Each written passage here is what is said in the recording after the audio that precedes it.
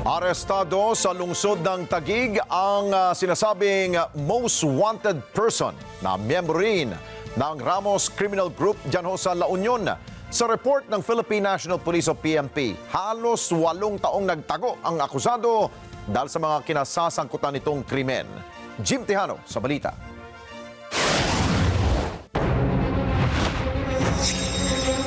Nagtago ng halos 8 taon sa Taguig ang 52 anyos na lalaking ito dahil sa mga kinasangkutang krimen sa probinsya ng La Union.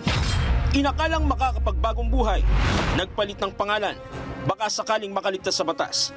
Ang ending, kulungan pa rin ang bagsak. Ito'y makaraang matunto ng pulisya sa tulong ng intelligence group mula sa krami na ang akusado'y nagtatago lamang sa Taguig. Ito pong si suspect natin is listed as National Most Wanted ng DILG na may reward na 145,000. Ito po ay dahil sa kanyang mga kasong murder at frustrated murder. Nang mapag-alamang dispatcher ng jeep ang target sa lugar, agad kumilos ang PNP. Hindi na nakapalag ang lalaki matapos arestuhin ng mga pulis sa bahagi ng Kalayaan kahapon. Ayon sa otoridad, miyembro ng isang notorious group ang akusado sa La Union.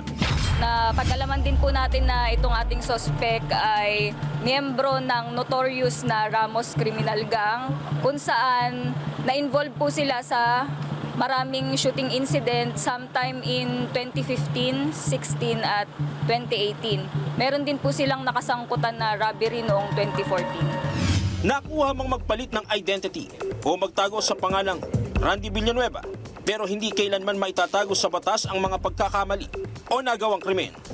Natagalan po yung pag-aresto sa kanya sapagkat gumamit po siya ng bagong identity kung saan nagpagawa siya ng peking driver's license at yun yung ginamit niya. Aminado si alias Boy sa nagawang pagtatago dahil hindi niya umano kaya ipagtanggol ang kanyang sarili dahil sa kahirapan. Ayon pa sa kanya, bayaw niya umano ang may gawa ng krimen na lider ng grupo. Mariin namang itinanggi nito ang mga paratang sa kanya. Nasangkot ko po sa robbery, pagpatay. Ang inaano ko lang po doon, dapat kung nandun po yung kahit isang CCTV lang po sana na magpapatunay na nandun po ako. Yun lang po ang ano. Jim Tejano, para sa mga ng Agila, matatag, matapang, matapat.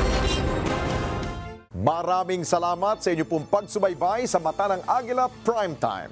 Para malaman ang matatag, matapang at matapat na mga balita, i-follow lamang at mag-subscribe sa @net25 TV.